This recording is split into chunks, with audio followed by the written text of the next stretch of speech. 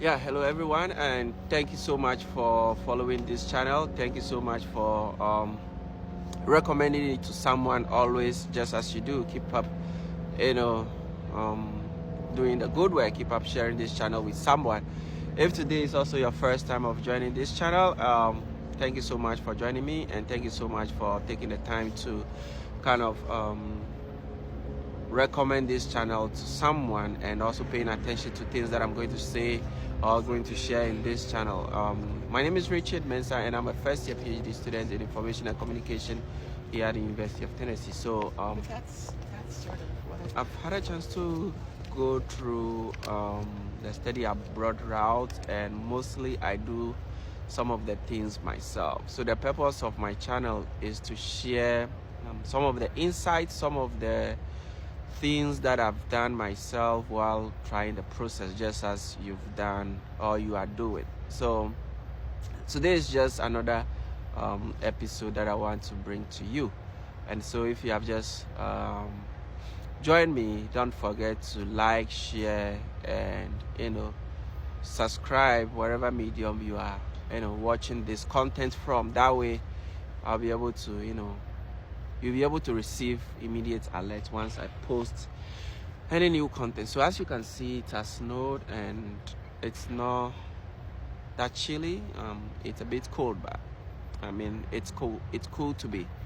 I have my jacket here, which I'll wear after this video. So the purpose of today's video is kind of to clarify the idea of scholarship. All right. So most of the times I receive messages from people that, hey Richard, can you assist me study abroad with full scholarship?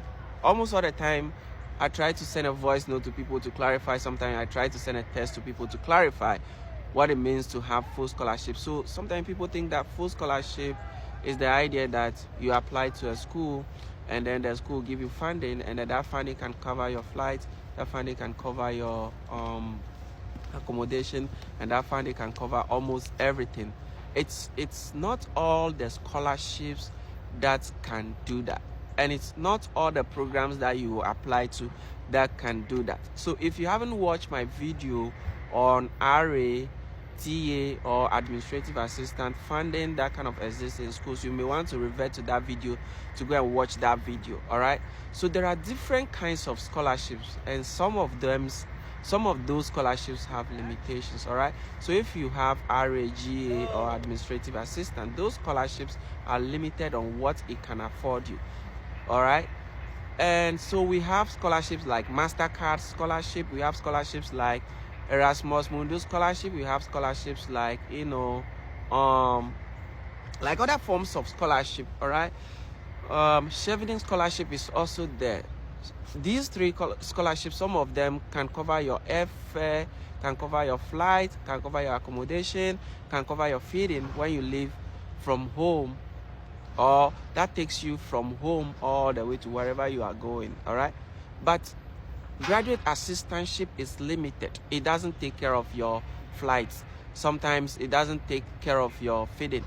You decide what you want to use for your feeding. All right, the essence of graduate assistantship is that it helps convert your tuition rate into in-state. In-state means that because you'll be working for the school, you are no longer going to be paying the fee as an international student, but rather you are going to be paying the fee as well local student or from that state. That means that if international students are paying like 15,000, because you are a graduate assistant, you will now be paying like what local students have to pay if he has to be 5,000. But this scholarship is not going to help you with airfare. It's not something that they will say it is covering your accommodation and all that. Some schools try to explain further that, well, the money is enough and you can use it for your accommodation and your feeding, but it doesn't mean that they will send you some of those monies to use for your flight and all that. So if you are thinking about studying abroad and then you want to have funding, you have to also be looking forward for which kind of funding am I applying to, or which kind of scholarship am I applying to,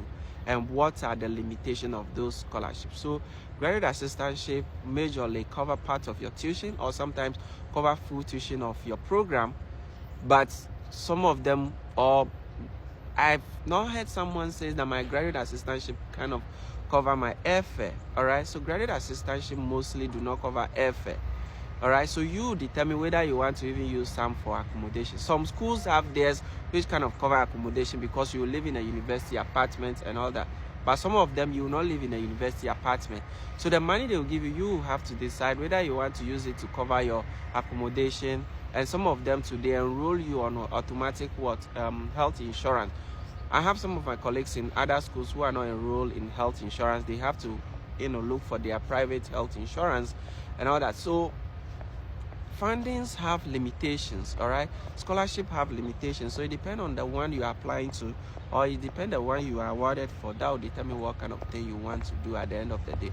So you really want to understand the scope of your funding, and then you really want to understand the scope of what you are limited to, or the scope of what works for you. That will determine how far your funding can take you to.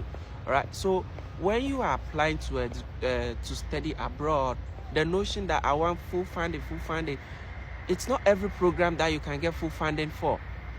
It's not also every program that can give you graduate assistantship. And as far as some programs are concerned, STEM programs stand tall when it comes to funding or when it comes to graduate assistantship. But it's not that some of these programs will cover your airfare. All right, so you really want to watch my previous video that I did explaining what graduate assistantship entails, which entails, teaching assistant, administrative assistant, and research assistantship. So if you want to study abroad and then you want funding, you have to know what kind of funding you want, and do you stand the chance to win that funding. Most of the time, STEM programs like engineering, chemistry, some of those programs kind of have funding, but sometimes very little of the social sciences. But PhD most of the times in America kind of give you fully funded program. All right, but in other jurisdictions, even in the UK, they will not give you PhD with full funding. Sometimes it depends. If you are under Chevening scholarship, you can get fully funded program for even your master's and for even your PhD.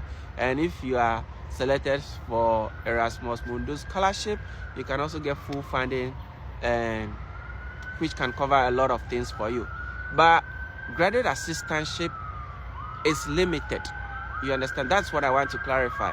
That if you say, oh, can you help me apply to school with full funding, you first of all have to be prepared to pay application fee.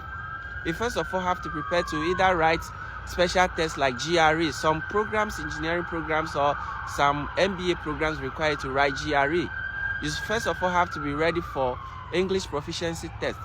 So, and if you don't have a competitive GPA, I know there are people who say that, oh, I have low class, I have second class lower, I have third class, and I secure funding. It is in special circumstances that some of these fundings come. So it's not that everyone with, third class, lower or upper class or first class are those who receive funding. Sometimes in special circumstances that people's work experiences kind of give them advantage over the others.